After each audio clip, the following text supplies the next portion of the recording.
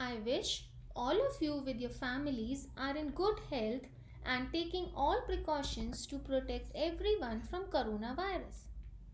All of you must use mask, hand sanitizer and maintain social distancing in case you need to move out.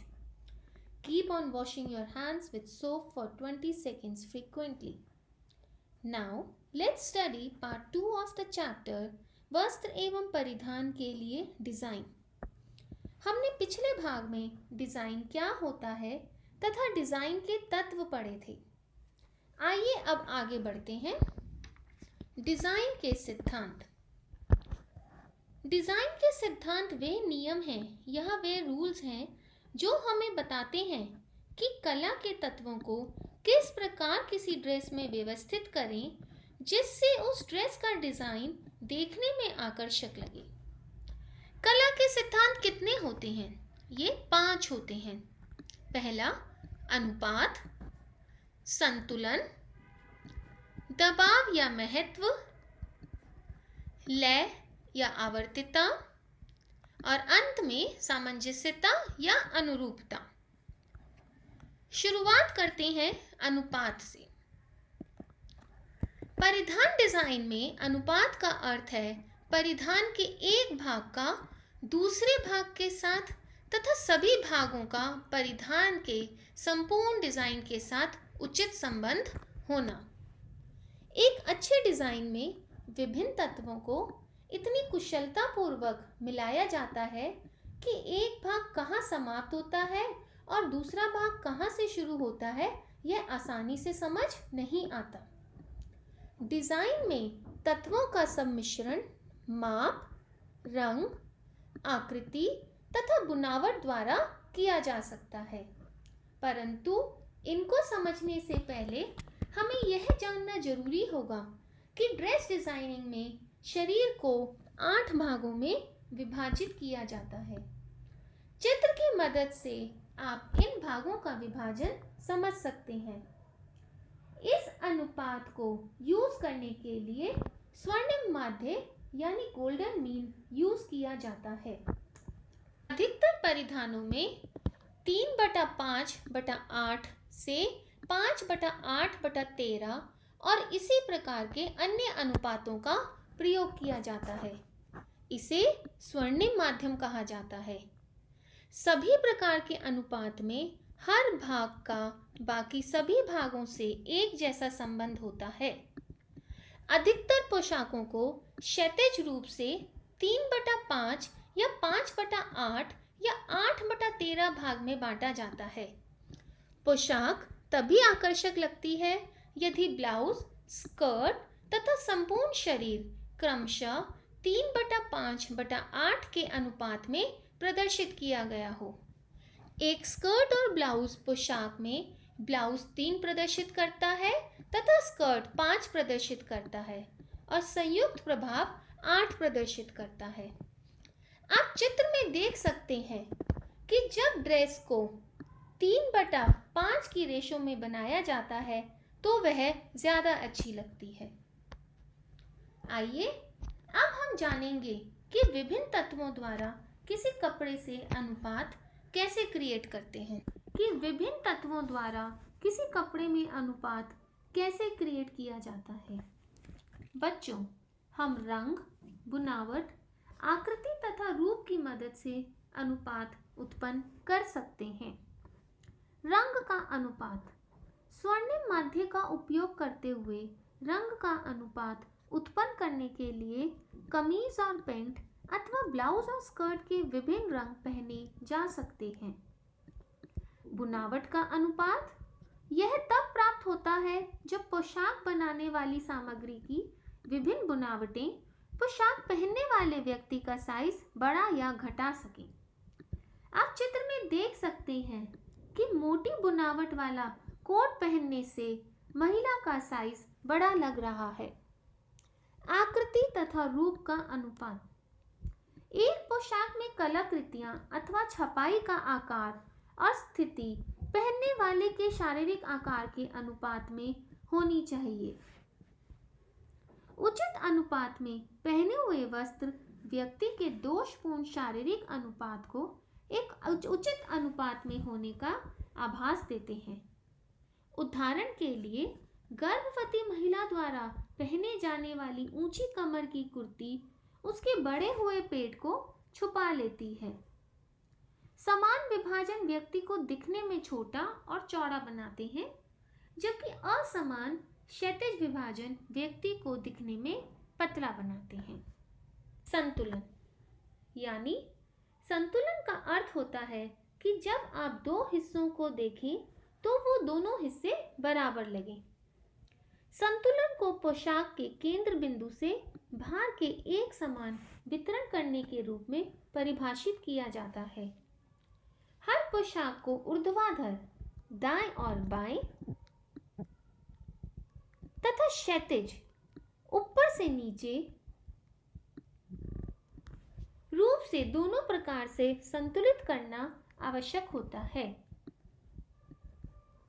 Design के तत्वों, रेखा, रूप, रंग, बुनावट सभी पर पोशाक में संतुलन बनाते समय विचार किया जाता है। पोशाक को संतुलित करने के तरीके: औपचारिक संतुलन, अनौपचारिक संतुलन एवं रेडियल संतुलन। आइए अब हम पढ़ते हैं औपचारिक संतुलन। जब परिधान के मध्य से दोनों ओर रचना, आकर्षण तथा अलंकरण एक समान रहते हैं तो ऐसा संतुलन औपचारिक संतुलन कहलाता है। मतलब यदि हम कपड़े को दो हिस्सों में बांट रहे हैं तो दोनों हिस्से एक जैसे लग रहे हैं। समानता लाने का यह बहुत ही आसान तरीका है। इसके बाद आता है अनौपचारिक संतुलन। जब परिधान के मध्य से दोनों तरफ रचना, आकर्षण तथा अलंकरण में भिन्नता हो तो संतुलन अनौपचारिक कहलाता है। आप चित्र में देख सकते हैं, वन शोल्डर ड्रेस को बैलेंस करने के लिए नीचे ऑपोजिट साइड पर स्लिट दी गई है। इसी प्रकार दूसरे चित्र में वन शोल्डर ड्रेस को बैलेंस क्रिएट करने के लिए बेल्ट पर उस साइड एक रिबन का फ्लावर लगा दिया गया है। रेडियल संतुलन, इसमें विभिन्न तत्वों को केंद्रीय बिंदु के चारों ओर समान रूप से व्यवस्थित किया जाता है। इसके बाद हम पढ़ेंगे दबाव या महत्व। पोशाक का वह स्थान जो देखने वालों की आंखों को सबसे पहले अपनी ओर आकर्षित करता है तथा देखने वाले की पोशाक के प्रति रुचि में वृद्धि करता है। पोशाक में रंग, रेखाओं, निस्तारण अथवा उपसाधनों का उपयोग करके दबाव का केंद्र उत्पन्न किया जा सकता है। एक सुंदर कसीदाकारी युक्त योक अथवा एक विषम रंगों वाला ब्लाउज अग्रभाग को और अधिक आकर्षक बना देता है। दबाव का महत्व यानी सिग्निफिकेंस। विभिन्न प्रकार की शारीरिक आकृति संबंधी समस्याओं वाले लोग अपनी आकृति संबंधी समस्याओं को पोशाक में उचित संतुलन देकर छुपा सकते हैं। पतली कमर वाली महिला अपनी पतली कमर को महत्व देने के लिए चमकदार और विषम रंग वाली बेल्ट पहन सकती है। आइए अब इनको हम डिटेल में समझते हैं। पोशाक में महत्व सर्जन करने के उपाय। सबसे पहले विषम रंग। आप चित्र में देख सकते हैं, कंट्रास्टिंग कलर्स के यूज से अपर पोर्शन पर एम्फसिस दिया गया है। दूसरे चित्र में भी वाइट ड्रेस में ग्रीन कलर की बेल्ट से कमर को महत्व का केंद्र बना दिया गया है। फिर आता है विभिन्न असामान्य आकृतियां या रेखाएं। उदाहरण के लिए पिंक ड्रेस में स्लीव्स महत्व का केंद्र हैं। दूसरे चित्र में भी वक्र रेखाओं द्वारा एम्फसिस क्रिएट किया गया है। बुनावट। तीसरा उपाय है बुनावट द्वारा। आप देख सकते हैं कि नेट की ड्रेस के साथ मोटी बुनावट वाले कपड़े को का श्रग मॉडल की अपर बॉडी को एम्फसाइज कर रहा है। सिमिलरली दूसरे चित्र में डल टेक्सचर की टॉप के साथ शाइनी टेक्सचर की स्कर्ट पहनने से स्कर्ट का भाग महत्व का केंद्र बन गया है। फिर हम पढ़ेंगे लय यानी आवर्तिता। रेखाओं, रंगों, रचना तथा बुनावट का प्रयोग इस प्रकार किया जाता है कि दृष्टि पोशाक के एक छोर से दूसरे छोर तक स्वयं ही चली जाती है। लय एक व्यवस्थित गति होती है जो डिजाइन को निरंतरता प्रदान करती है। लय का सिद्धांत कला के किसी एक तत्व को बार बार उपयोग करने से प्राप्त होता है।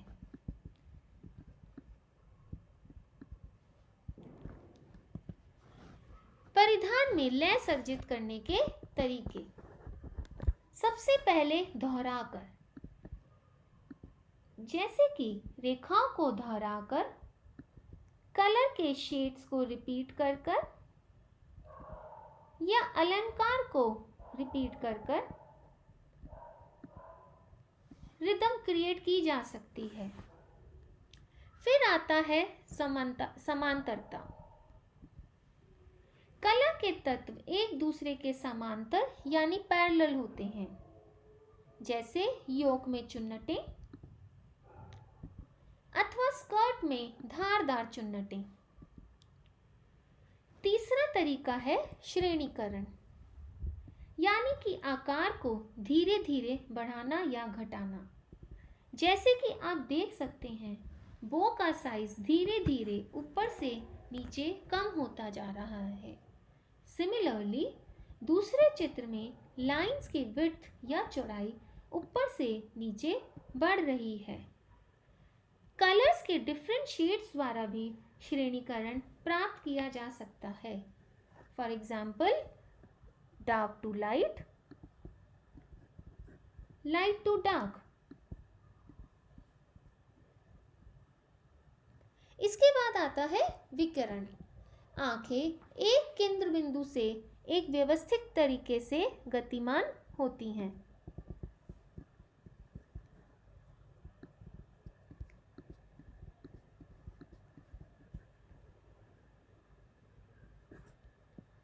अंत में हम पढ़ेंगे सामंजस्यता या अनुरूपता, मतलब हार्मनी। इसका अर्थ है परिधान के सभी भागों में एकता। परिधान में अनुरूपता लाने के अनेक तरीके होते हैं। सबसे पहले आकृति द्वारा सामंजस्यता। पोशाक के सभी भागों में एक ही जैसी आकृति दिखाई जाती है। जैसे आप ड्रेस में देख सकते हैं, ड्रेस की स्लीव्स, बेल्ट और लोअर पोर्शन पर एक जैसा पैटर्न है। फिर आता है सही बुनावट वाले वस्त्रों का उपयोग करके। उसी प्रकार सही बुनावट वाले वस्त्रों के प्रयोग द्वारा भी पोशाक में सामंजस्यता स्थापित की जा सकती है। जैसा आप देख सकते हैं, सेम लेस गले पर है और सेम लेस स्लीव्स पर यूज की गई है। इसका दूसरा उदाहरण है, सलवार सूट में यदि सलवार कुर्ता रेशम का हो और दुपट्टा सूती हो तो वह खराब लगेगा, उसमें हार्मनी क्रिएट नहीं हो पाएगी। तीसरा तरीका है रेखाओं तथा आकारों को दोहराकर। ये चित्र में बहुत अच्छे से स्पष्ट किया जा रहा है। इसके बाद आता है प्रयोग किए जाने वाले रंगों में अपनापन होना चाहिए। आप चित्र में देख सकते हैं कि ब्लाउज में हार्मनी क्रिएट करने के लिए गोल्डन नेकलाइन के साथ एम्ब्रॉयडरी में भी गोल्डन थ्रेड यूज किया गया है। परिधान संरचना में भी एक रूपता होनी चाहिए। सिल्क की साड़ी के साथ सिल्क का ब्लाउज अधिक फबता है, कॉटन अथवा ऊन का नहीं। परिधान की संरचना तथा अलंकार भी एक दूसरे के अनुरूप होने चाहिए। आप चित्र में देख सकते हैं कि महिला ब्लैक कलर के ग्लव्स और सॉक्स ड्रेस के साथ मेल खाते हुए पहनी हुई है। वस्त्र एवं परिधान के क्षेत्र में जीविका के लिए तैयारी। हाल के वर्षों में वस्त्र एवं परिधान डिजाइन का क्षेत्र इतना विस्तृत और फैल चुका है कि अब इन्हें दो अलग अलग विशेषज्ञताओं के रूप में माना जाने लगा है। आजकल परिधान और घरेलू उपयोग के अतिरिक्त विभिन्न प्रकार के वस्त्रों का उपयोग अन्य अनेक वस्तुओं में किया जाता है, तो वही परिधान में अब वस्त्रों के अतिरिक्त अन्य पदार्थों का भी काफी उपयोग किया जाता है। ऐसी स्थिति में यह जरूरी है कि वस्त्र डिजाइनर को कपड़े के रेशे के गुणों, लाभों और उनकी सीमाओं एवं संसाधन का पूरा ज्ञान हो। इससे उन्हें अपने ग्राहकों को उचित मूल्य पर उत्तम उत्पाद उपलब्ध कराने में सहायता प्राप्त होती है। इसके अतिरिक्त वस्त्र डिजाइनरों को विभिन्न रेशों और वस्त्रों की रंगाई के विषय में अच्छा ज्ञान होना चाहिए, ताकि वे तैयार उत्पाद को रंगने के सही चरण तथा तकनीक का निर्धारण कर सकें। आजकल बहुत से संस्थानों में दीर्घ तथा लघु यानी कि लॉन्ग एंड शॉर्ट दोनों अवधियों के कोर्सेज अवेलेबल हैं, जो इस वस्त्र एवं परिधान डिजाइन के क्षेत्र में सर्टिफिकेट, डिप्लोमा, एसोसिएट या स्नातक यानी ग्रेजुएशन की डिग्री प्रदान करते हैं। आइए अब जानें इसका कार्यक्षेत्र। आज डिजाइन उद्योग सक्रिय एवं रचनात्मक क्षेत्र बन चुका है, जो हमारे जीवन के कई भागों में महत्वपूर्ण भूमिका निभा रहा है। आज बहुत से नामी वस्त्र डिजाइनर राष्ट्रीय एवं अंतर्राष्ट्रीय वस्त्र निर्माता कंपनियों तथा फैशन प्रतिष्ठानों में अनुसंधान तथा नए नए डिजाइन बनाने का काम कर रहे हैं। इसके अतिरिक्त कई डिजाइनर विभिन्न डिजाइन एजेंसियों के लिए अथवा स्वतंत्र कार्यकर्ता के रूप में भी कार्य कर रहे हैं। With this, we finish the second and the last part of this chapter. I hope आप सबको यह चैप्टर बहुत अच्छे से समझ आया होगा। Please don't forget to like my video and subscribe to my channel.